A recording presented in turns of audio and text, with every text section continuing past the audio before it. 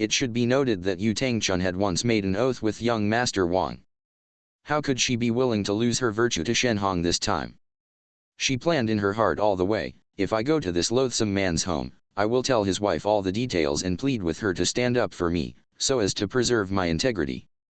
Then I will slowly send a message to the third official, asking him to bring 2,000 taels of silver to redeem me. Wouldn't that be great? When she arrived at Shen Hong's home, she learned that the mistress wouldn't allow her to meet. The mistress sent her husband to live separately in the western hall with Yu Tangchun, so her plan couldn't be carried out. She was both shocked and distressed. Shen Hong arranged the bed curtains in the side room and settled Susan there.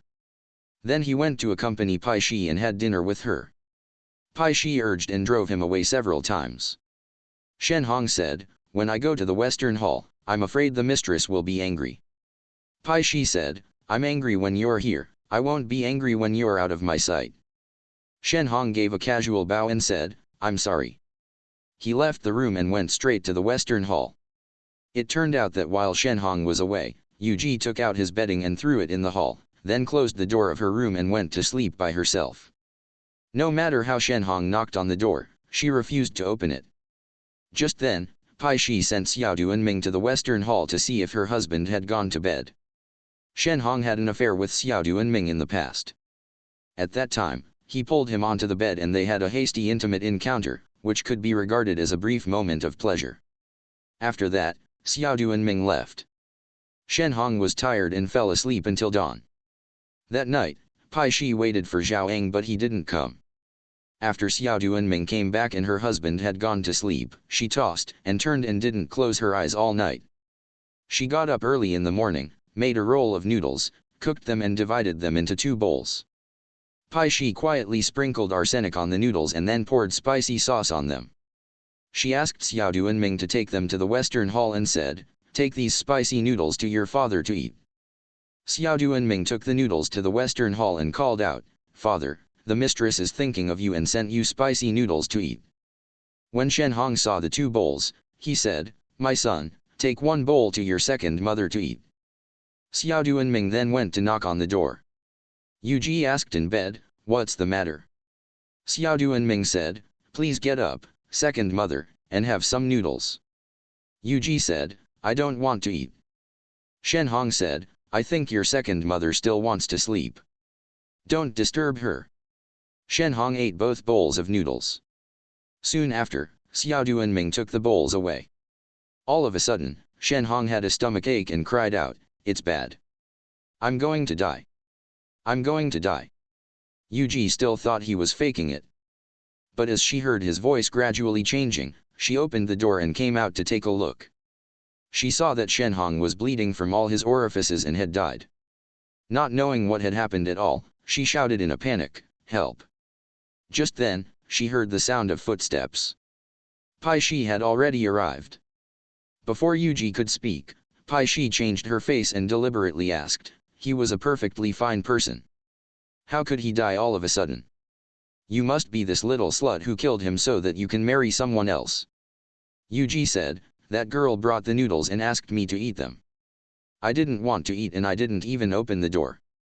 Who knew that after he ate them, he had a stomachache and died? There must be something wrong with the noodles." Pai Shi said, "Nonsense.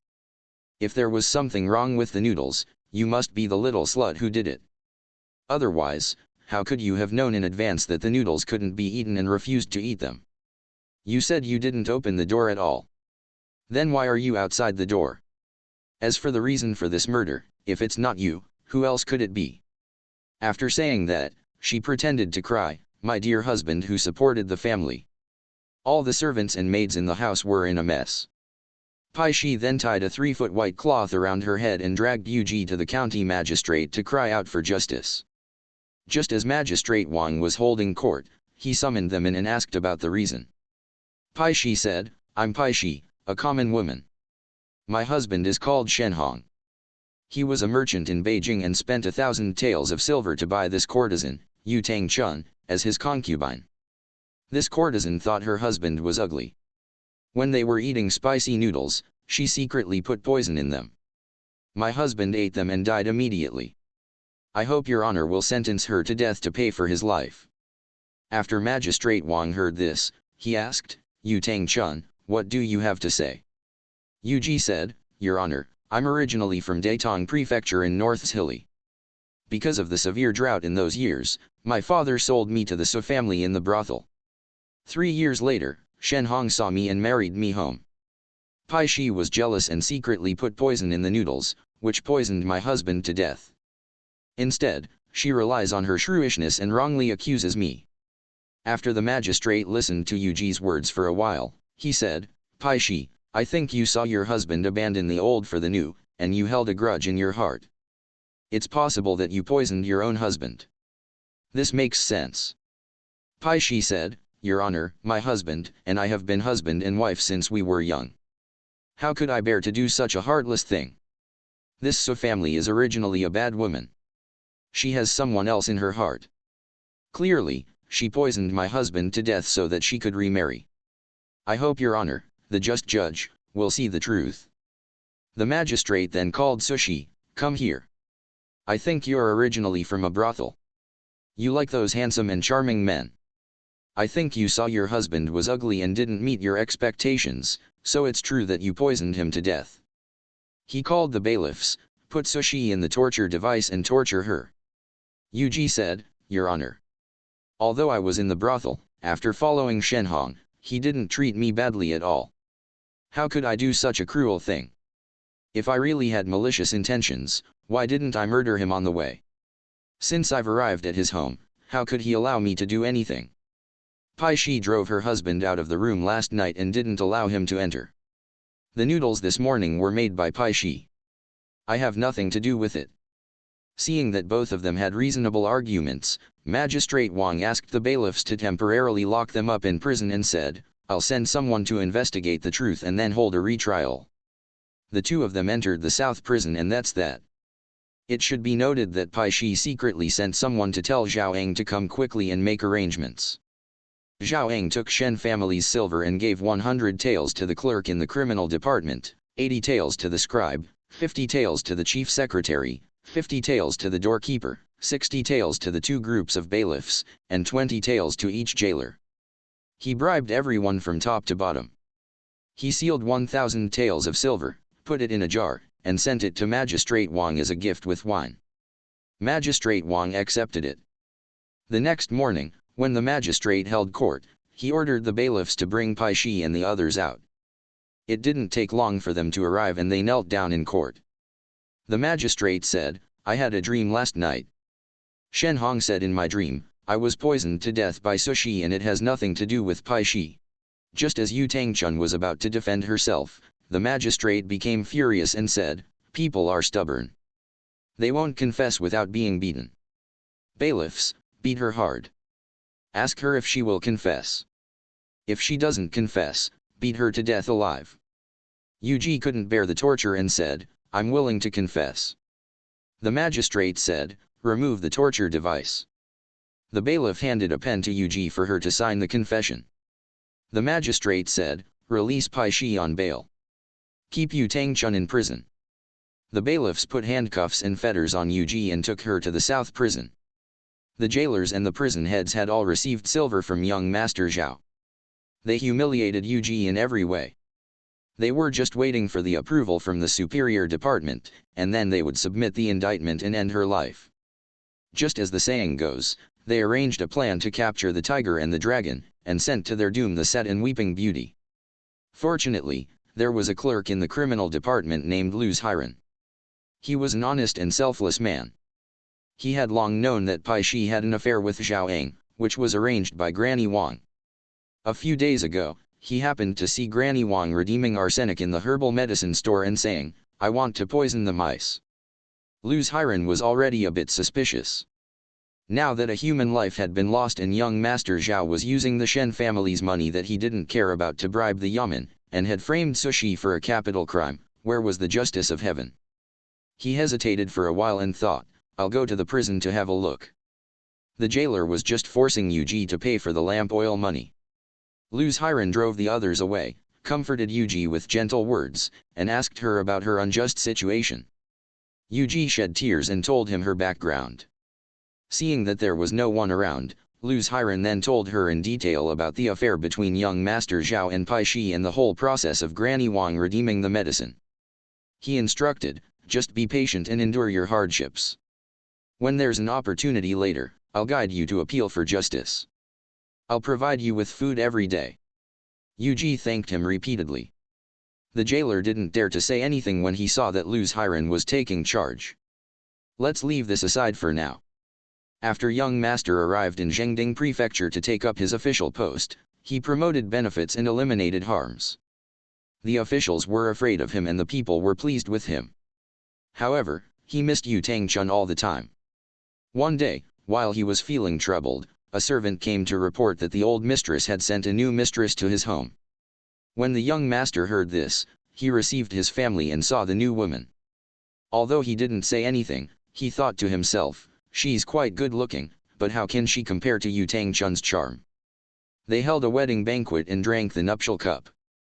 At the moment of getting married, he suddenly thought of the charming Yu Tangchun. I had hoped to stay together until old age. Who knew that you married Shen Hong, and now someone else has taken the official position that I had expected to have with you.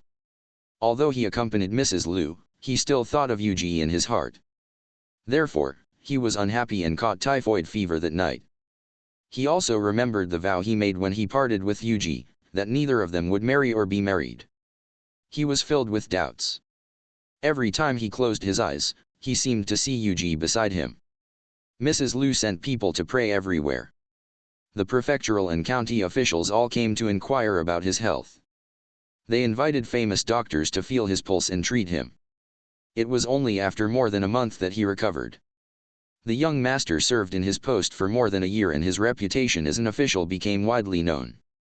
He was summoned to the capital. The Ministry of Personnel examined and selected officials from all over the country.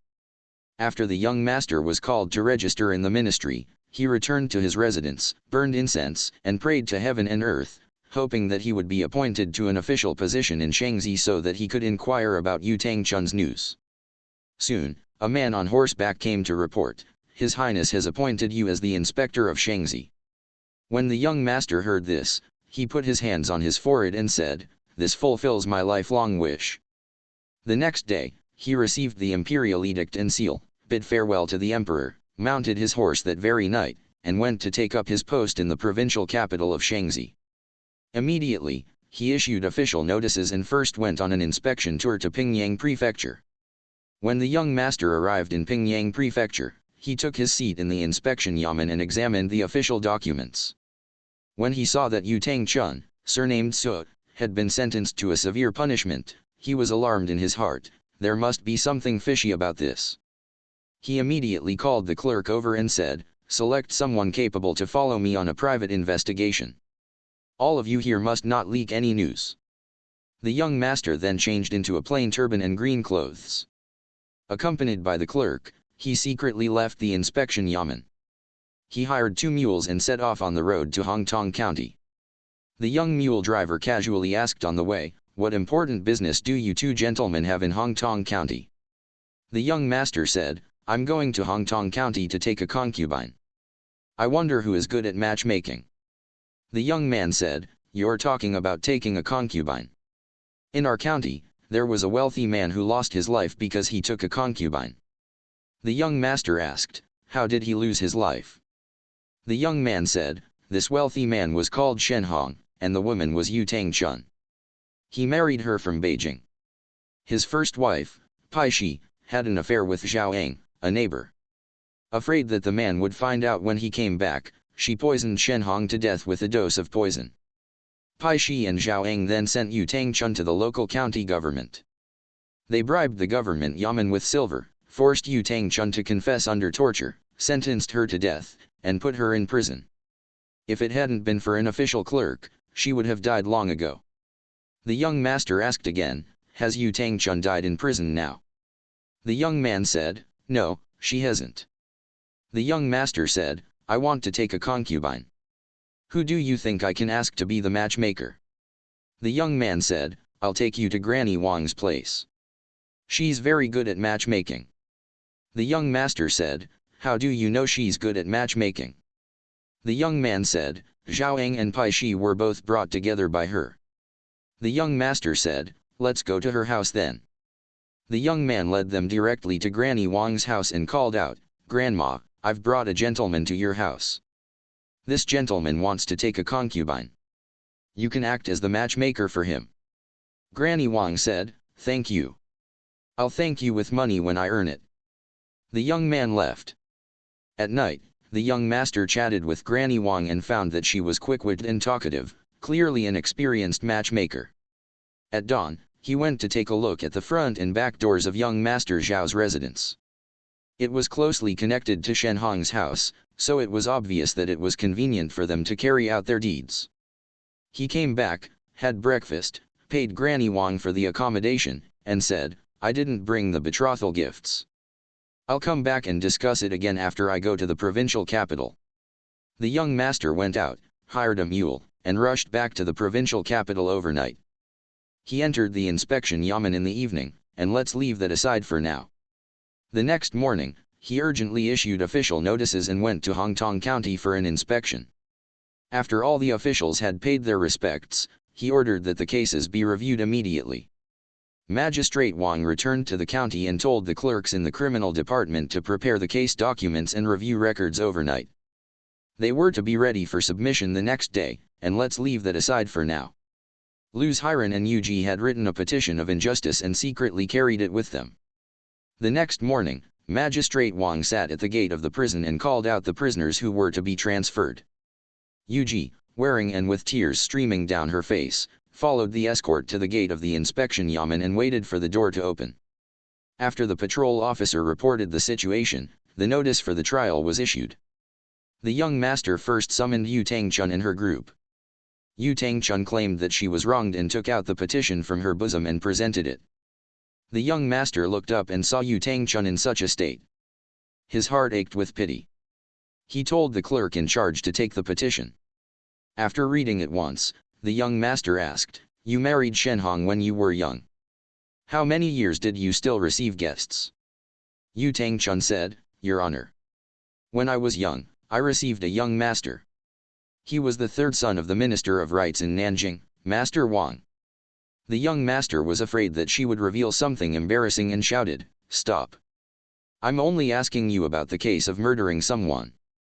There's no need to say more. Yu Tangchun said, Your Honor. If it's about the murder, just ask Pai Shi and you'll know. The young master questioned Pai Shi and then Yu Tangchun spoke again. The young master instructed Judge Liu, I've heard that you are just, honest, capable, and unwilling to bend the law for personal gain. Since I took up my post, I haven't gone on an inspection tour yet. I first went to Hongtong County and found out that Pai Shi poisoned her own husband to death and caused Sushi to be wronged. You should carefully investigate and judge this case for me. After saying that, the young master retired from the courtroom. Judge Liu returned to his yamen, held court, and immediately called out, Sushi, why did you murder your own husband? Yu Tangchun said, I'm wronged. Clearly, Pai Shi colluded with Granny Wang and young Master Zhao to jointly poison the man. The county magistrate took money and forced me to confess. Today, I'm risking my life to appeal for justice. I hope Your Honor, the just judge, will uphold justice for me. Judge Liu ordered the bailiffs to bring Pai Shi forward and asked, Is it true that you had an affair with Zhao Ang? Pai Shi denied it. Judge Liu immediately summoned Zhao Ang and Granny Wang to confront them. After using some torture, they still refused to confess. Judge Liu then called Xiao Duanming and said, You brought the noodles for your master to eat. You must know something about it. He ordered to put Xiao Duanming in the torture device. Xiao Duanming said, Your Honor, I'll tell the truth. The noodles that day were personally served by my mother, and she told me to take them to my father to eat. I took them to the Western Hall. My father asked the bride to eat with him. The bride closed the door and refused to get up, and replied, I don't want to eat. My father ate them himself, and immediately bled from his mouth and nose and died. Judge Liu also asked about the affair between Zhao Ang and Pai Shi, and Xiao Duanming told the truth about that as well. Zhao Ang said, This is a false accusation brought by Sushi. Judge Liu pondered for a while, then sent Pai Shi and the others to prison separately. He called a clerk over and said, "These rascals are stubborn and refuse to confess. I'm going to use a trick now. Put a large cabinet in the courtyard and drill several holes in it. You hide inside with a pen and paper, and don't leak any news. I'll bring them in for questioning again. If they don't confess, I'll lock them on the left and right sides of the cabinet and see what they have to say.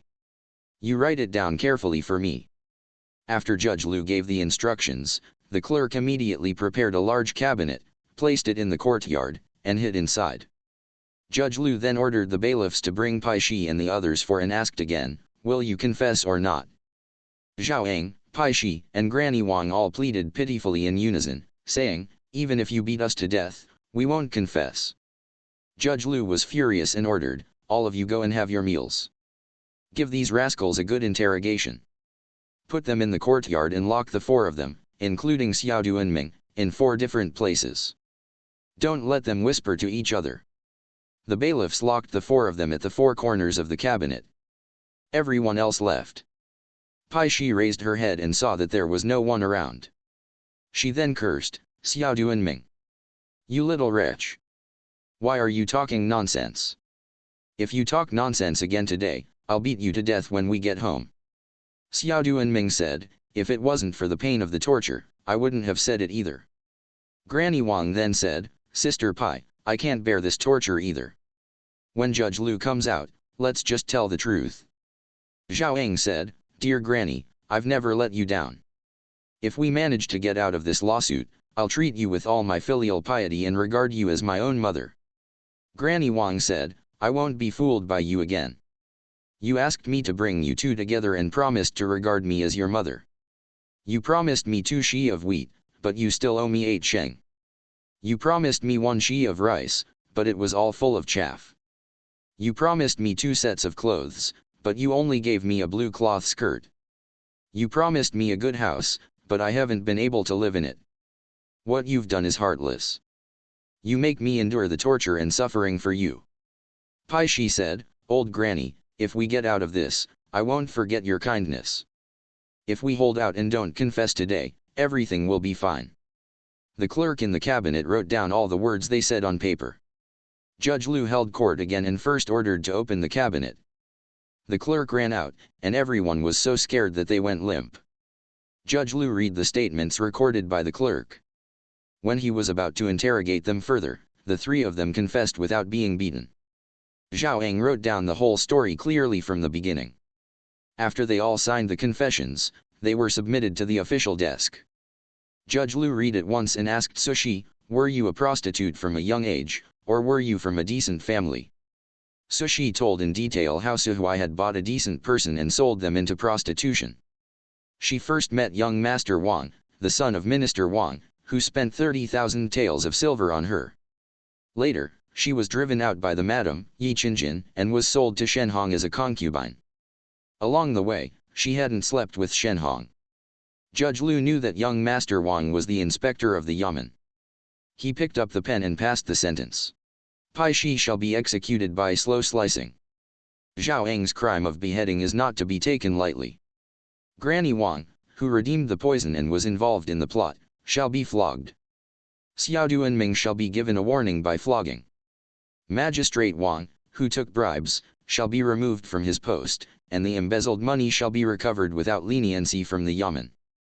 Suhui, who bought a decent person and sold them into prostitution, shall be exiled for military service. Yi Qinjin shall be punished by being put in a king for 3 months. After Judge Liu finished writing the official document, he put Pai Shi and the others in prison. The next day, he personally presented the confession and details to the inspection yamen. The young master approved the sentence and invited Judge Liu to the back hall for tea. He asked, "How should Sushi be dealt with?" Judge Liu replied, "She should be sent back to her hometown of origin and allowed to choose a husband and remarry."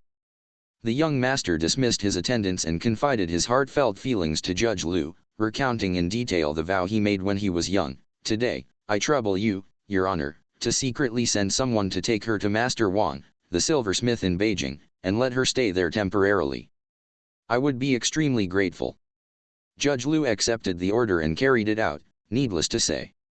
It should be noted that the young master issued an official document and had Suhuai and Yi Qingjin brought from the brothel in Beijing to be convicted according to the law. Suhuai had already passed away beforehand. Yi Qingjin recognized the young master and still called out, "Brother-in-law Wang." The young master ordered that she be severely whipped 60 times and put in a huge wooden king weighing 100 catties. In less than half a month, she died. Truly, 10,000 taels of gold cannot buy one's life, and once beautiful pink cheeks have now turned to ashes. Furthermore, when the young master completed his 1-year term of office, he returned to the capital to report on his duties. After seeing the emperor, he went to Master Wang's place to inquire about the news. Master Wang said that Yu Ji was being served by Jin Ji and they were living in Dingyi and Hutong. The young master immediately went to Dingyi and Hutong and saw Yu Ji. The two of them burst into loud sobs. The young master already knew of Yu Ji's virtue of preserving her chastity, and Yu Ji already knew that the imperial censor Wang was the young master. They expressed their gratitude to each other. The young master said, "My parents arranged for me to marry Lady Lu. She is very virtuous and kind. She also knows about your situation and will definitely not be jealous." That night, they drank together and slept together, as affectionate as glue and lacquer. The next day, Master Wang and Jin Ji both came to kowtow and offer their congratulations. The young master thanked the two of them for their kindness in the past and instructed that the property of Suhuai's family in the brothel was originally purchased by Yu Tangchun. Now that Suhuai and his wife were both dead, the remaining family property should be allocated to Master Wang and Jin Ji for them to manage, as a reward for their kindness. He submitted a memorial to visit his parents and, after bidding farewell to the emperor, he and Yu Tangchun mounted their horses and returned to Nanjing together.